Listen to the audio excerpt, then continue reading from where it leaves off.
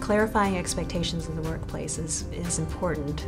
It's vital, I think, in that if expectations aren't clear and you have a room full of 100 people, you might have 100 different expectations. So setting the roadmap and letting people enjoy a journey and hopefully get on the roads are vital. It was important for us to develop these guiding principles because we all had an idea of what was important to us, but we weren't really acting on it in the same manner. And that by creating a foundation and a blueprint for us to operate from, it made sure that we were all really moving in the same direction and speaking the same language. I think that what I'll need to do differently in order to reach that success is really kind of the same as a lot of other people, and just kind of changing things on a daily basis. I think that I need to challenge myself first to model these behaviors, and I need to challenge myself to help everybody else model the behaviors as well. When I think about what it means to have and be working in a great place, I want to come to work every day and be excited about what I do and enjoy the people I work with. I think that it's a mixed bag with regard to whether the guiding principles are easy. I think there are some that may be very natural for some to follow, but I think there will be some that will take people out of their comfort zones. And I think some of the guiding principles may represent a stretch for some because it's something, it feels different. It might create fear or vulnerability. Ultimately, I think it's important to face those challenges.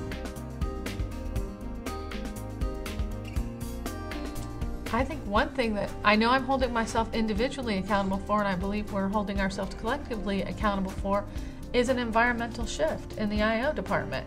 One that encourages people to assume leadership by standing up and saying, you know, I really want something, and is this possible for me?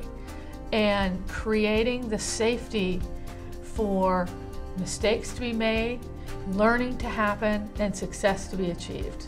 I think we're all doing that. But at the same time, we all just need to ask ourselves and ask each other, how are we doing? You know, most of us have periodic meetings with our staff and our bosses or whomever, and I think part of that should be, how are you doing? How am I doing?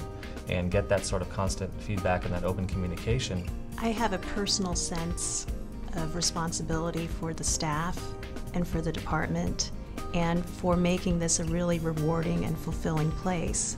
Each of the members of this team are working harder not just at seeing the positive things that we do, but taking the time out to acknowledge to the other person the things that we're doing right and reinforcing those positives.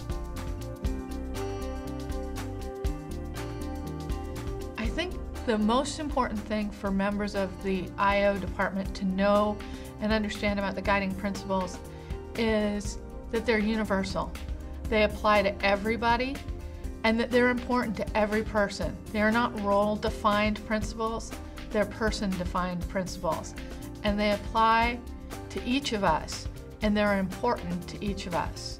No matter whether we sit in a cubicle or an office, or whichever side of the desk we're on, they are important to everybody.